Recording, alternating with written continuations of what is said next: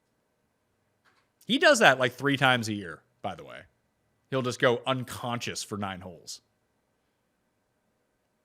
What are you looking at there? Just Taylor Pendrith popped up. That's what I mentioned. Sam won $20K on DraftKings. That's who was in the lineup, because Tambo and I were arguing between Nick Taylor and Taylor Pendrith last week of who was the better play. And Tambo just said, why don't you play him both? So that's what Sam did. And that's how we won. There it is. But Taylor is interesting. I bet Taylor last week. He's 130 to 1. Yeah, Nick Taylor. Why is he 130 to 1 in this field? So honestly, that's a debate I've already had with myself, just staring at the board. Like, why? And not that you only need to bet, not that I need to bet any Canadians, or that I could only bet one Canadian, but Taylor 130 seems to be like the Canadian I probably should bet more than Adam Hadwin. I mean, the guy who's won 3 times on the PGA Tour is a guy that you might think is a better bet than the guys who like never win or haven't won in the past 8 years. Yeah. Despite, one time being handicammed around La Quinta, was it? La Quinta. That's here. Yeah, so I totally agree. I was waiting for you to shout out Nick Taylor. I knew you had to, seeing those numbers this morning after. It was great little run. Great little run last week. Someone else I just need to open because for peace of mind. I'm in. That's my first bet of the week. Nick Taylor, I played it at 125 to 1 with the 5 placements. If you don't know what placements are, that means you get the win and the top 5 equity along with it. I'm going to be doing a show with the Model Maniac sometime soon as we talk through each way markets, top 5, top 10s, with ties, without ties, to see where the value actually rests with a lot of these things. Just to try to, I need to know this stuff to make me a better, and I'm no mathematician or even a mathematician. Neither that either, but he is. So he's going to break this down for me. Can I need your opinion on someone because I can't see it clearly. Okay. But also, I'm so fragile that if you tell me it's good, like I would just bet it. Detry. Because the putting I can trust, and he always good fields, bad fields. He likes to linger. I feel like you can trust Dietrich's putter till he's like Ben Ann. You can trust his putter until the moment he needs to make a putt. I can trust it long. Has Dietrich ever won? Ever? No, but the great thing about Dietrich is you can bet him at a big number. He will be like 12 to 1 live. If you want to take these, bet 80s, him top 10 then. No, but it's not worth 4 days to me. Did Bobby Mack make the cut, or did he miss the cut? I think he missed it. I think he struggled a bit. No, he struggled day 1. He was inside because he was one of the guys who was flirting with the cut line. Let's see, Sony Open. I saw it was 3 over on Thursday. I guess that was Thursday. Yeah, Sony Open leaderboard, because he's at 200 to 1. Which I just thought was strange. That is strange. Just ultimate disrespect for a guy who was on the Ryder Cup team. He was on the Ryder Cup team, right? Or did he miss it? He made it. He was, remember, him and Rose sort of went around together. Yeah, he went 71, 66, 67, or 71, 66, 69, 67. So it wasn't a great week. He came T52. And he got a big half in his singles, I feel like. Maybe I'm wrong. Anyhow. I'm more concerned about what he did last week to see how he's playing. All right, I just thought it was a big number on a guy who's very talented. Okay. Eckroat had a nice little swing season. Some decent results coming home and showed a bit last week. Eckroat's good. Do you think he wins this year? Because he's flirted the past 2 years with some wins. He just can't keep it together. There's a lot of losers who win, and there's a lot of events. I don't mean Eckroat's a loser, so yeah, sure. I'll say he can win. I feel like, don't you just have to just like fire off some numbers here and just live with the results? I would tend to, yes, I agree. If you get got by the top, you get got. But I think that we need to try to find the right guys in order to do that with. There is one at 200 to 1, which I was kind of really surprised about. And I have to go look and what he did. I looked at it this morning, but I totally forget what happened at the Sony now in terms of like overall stats. But using fantasynational.com/Mayo, I can easily do that. So let's go to that. And I want to see how he did. He did make the cut. He came 73rd of all players last week. So he finished at -1. So he's one of the worst players who made the cut. He lost 9.4 strokes putting, but he gained tee to green over 5 strokes. And he'd been awful in his 3 starts leading up to it to end the year and at the Century, which he was a part of. He's 200-1, and his history here, 14th, 11th, 21st in 4 starts that he's played it, is Seamus Power. Like, if his tee to green is actually back, isn't this sort of like the perfect place for him? Because he's someone who's just going to fire at pins. And generally speaking, he's a pretty good putter. He was just terrible last week. Yeah. I mean, I'd rather bet him than, say, like Mav McNeely. There we go. Both guys are 200-1. Right in front of him here. Yeah. That seems like a good, for a quality of player with actual win equity at 200-1. Seems pretty good. Trying to load up SH Kim here. Is this an SH Kim jam? Like what like, give me the sell job. Give me the SJ on SH Kim. I just noticed I just noticed him. I don't know. No sell job. I feel like the number's too high, but maybe it's fair. And I never bet it anyway. There's no sell job. Let's just move on. Is there anyone like else? He's a guy I would never bet, so why even waste oxygen? Sure. I'm just trying to see here who else would be on this list of potential guys who are way down that we could go to. What about Toasty? I feel like would break down. Let's look at this. Do you like Toasty at all? Like he just might become one of my guys because he's an asshole. No, I like your support of him. I totally get that aspect of it, but that's separate from the betting. How much would they give you to bet a Chess and Hadley? Not enough, probably. Huh. Remember when he blew it and Higo won at Palmetto? Yeah, that was a that was a desert course. It was a native area. Sure. Yeah. I don't know how we quantify it. Because like desert course doesn't mean there's got to be cactus coming out of the ground. No, it's just like a native area off the fairway is how I would say. So let's see here. Where is that? Who do I don't mind chess, and if I could get, I thought I could maybe find who's got the biggest number. Huh. You know who else? So that tournament at the Palmetto, because I mentioned Higo won, and he's the one who made 9 straight birdies at the stadium course last year. Hadley ended up in T2. Do you know who else was T2 with him that week? Sink? I don't know. Hudson Swafford, who won here twice. Johnny Vegas was also T2. He's won here before. EVR, top 10. EVR. Write down that name. Hostler, top 20, your guy. Is he here? Yeah, he is. He's like 70-1. Seamus Power, top 20. Lock me into Seamus Power. I'm making that bet at 200-1. I don't mind your Wyndham Clark now that I'm back in the middle. Yeah, so are we done with the absolute goobers at the bottom? Yeah, because as much as I talk about it as the real strategy, everyone knows my card's going to come out. It's just going to be like guys like 30 to 70. Like, I don't know how to go too far back. Although I had some FOMO last week watching it maybe happen. I might have to join this Nick Taylor wagon at these big numbers because that I can definitely get behind. Yeah, he was close last week. He was just like a shade off. He couldn't quite get it going when he needed to. Like the day that he needed to get it going was Saturday when I think he was second in approach in the field and just couldn't convert on anything.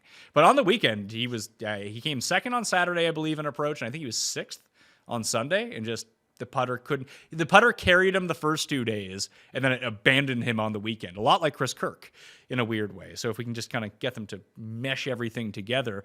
But the big difference this week between last week when we're looking at it in terms of how these courses all play is you got to beat up on the par fives. Like you got to make eagles this week. So if I just sort by eagles gained, Let's do that very briefly and see if there's anyone who we've been talking about that pops up there as well. Sort by last 50 rounds. Eagles gained Toasty, number 1, in only 14 rounds. Goddard, Minwoo Lee, Matty Schmidt, boom, boom. So Schmidt's gay, the beer. Is Dylan Wu anywhere near that? Dylan Wu? Is Dylan Wu Chan and Yu? No, that's someone else, isn't it? That's Brandon Yu. Dylan Wu, Hot Fire Dylon. Dylon Wu, no, he is not near that. But Pearson Cootie is. He's 40th in 24 rounds. He did not play well. He and my guy, Adrien Dumont de Charret, who I think finished 10 over par. I don't think he's playing this week. Oh, no, he is playing. There he is. He's right there. Artie. Oh, they're calling him Artie? I like that. I like that change. Who? Artie Dumont de Charret. Oh, good. You betting Michael Block this week? No, he's here? Yeah, he qualified for it. Wasn't What do even you mean he qualified? There was some sort of like I believe that they have like 2 open spots for California pros, and they run a tournament, and he qualified. I saw what's his name? A young I saw sponsors exemption got to a young Dunlap. Sounds like No, you've it's a really done top- the research on this one. Nick Dunlap? Is No, that no, who I'm you're sure it's talking like about? a young prospect. Nick Dunlap is a guy who's in this field. He looks like he's 13 years old. Yeah, okay, so that's sorry. So like he's like a future star. I think. Okay, 5 things to know about Nick Dunlap. Okay, here we He's go. won a lot at his levels. Rises to the occasion. That's the number 1 thing you know from this PGAtour.com article about Nick Dunlap. The second... Oh, he won the U.S. Amateur and the U.S. Junior Amateur. Same as Tiger Woods. Yeah, it wasn't just. I mean, maybe I should have known his name, but I know. I just when I saw he's here, I did be like, oh, he seems like I think he's important. No, he lipped out a putt to have the first ever 59 in collegiate NCAA history. So that's a name to watch this week, just for golf fans. He's the number 3 am in the world right now. So yeah, good shout on that. I didn't even know who this guy was. All right, do you want to have the discussion? I mean, let's go to the quick picks so I can tell you where I'm at right now. I'll have all of this in the column that's in the newsletter. So sub to that newsletter and share it around for me, please. I'd really appreciate that. Nick Taylor, 125 to 1 with 5 placements. Seamus Power, 200 to 1 with 5 placements. Matty Schmidt, 150 to 1 with 5 placement points. Those are going to be my 3 bombs. And at the top, okay, is there anything more obvious than betting JT Poston this week? Like, am I going to, because I didn't bet Ben Ann last week after loving him going into the week and just didn't bet him. Am I going to be there on Sunday and be like, I really should have bet JT Poston because he's 1 off the lead? Potentially. Outside of like those big 3 that we sort of both decided we really like, Minwoo, Tom Kim, Sung Jae. In that next tier, and you could even argue it's the same tier, JT is probably my favorite. I'd rather bet him than Kirk, than Finau, than Burns, than all those other guys in the mid 30s. I feel like, what's the biggest number you've seen on JT? 45, I think. Maybe Okay. 50. Yeah. Let's see. What's it at DraftKings? It's 35 at DraftKings right now, like in real time. At my other book, it is 35 as well. So he's down to 35 now. Kirk's at 50. See, I still think I'd prefer, maybe this is Pat Mayo value hunter getting into it, but Wyndham Clark at 45 or JT Poston at 35 it doesn't seem crazy, but to look at it, you're like, what? One of these guys is ranked top 10 in the world.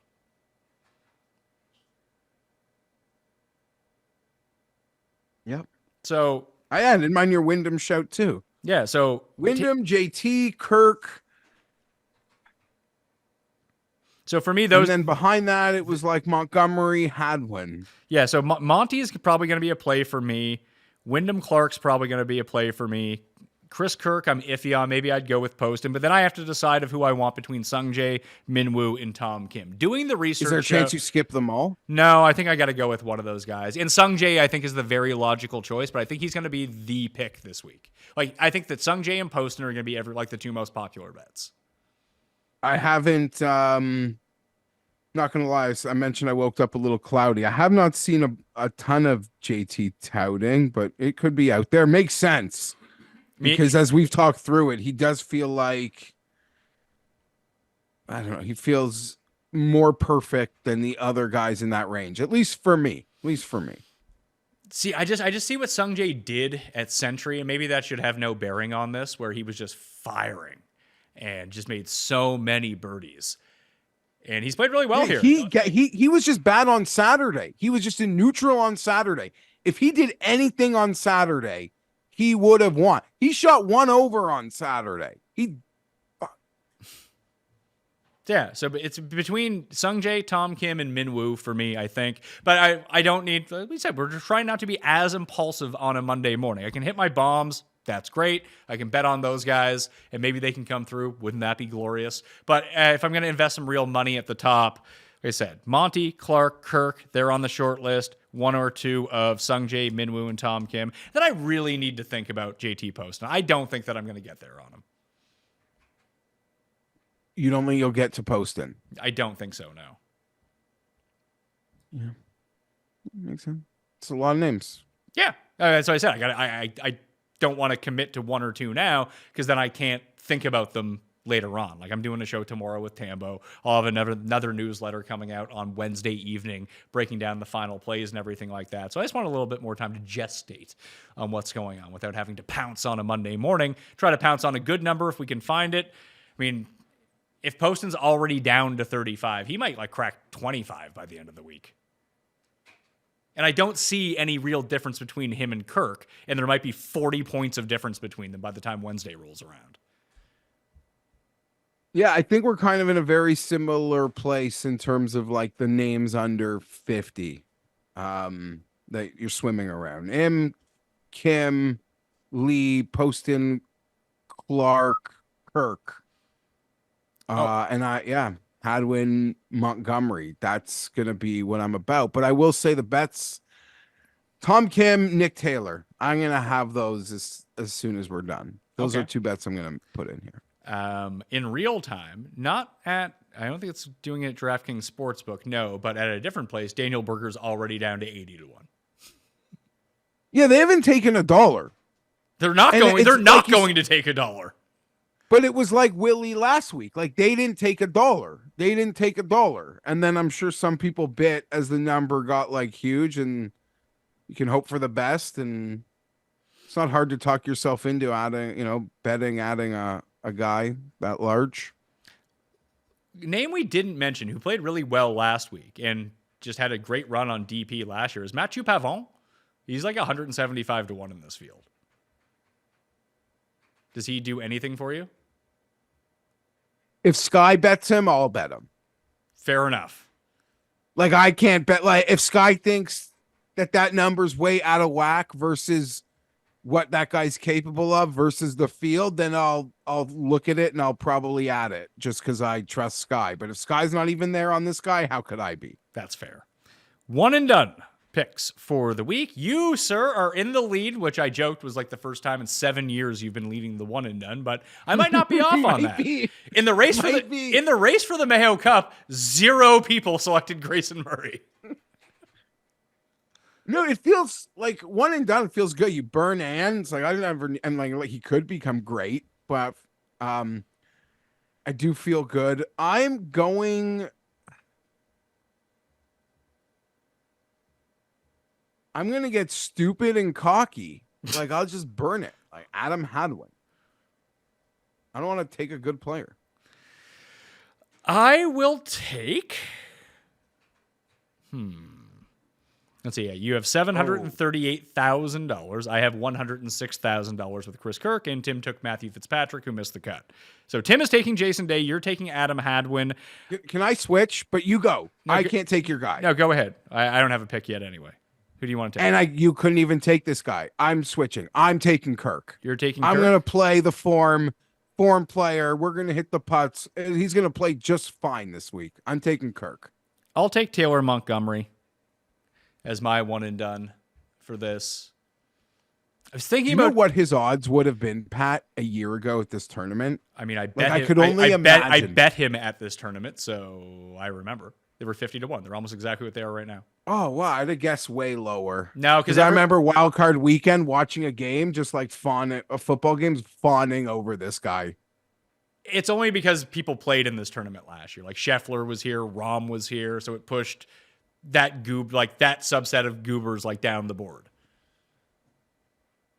I like it. I could piggyback that with a bet. I'm into Taylor Montgomery. Okay.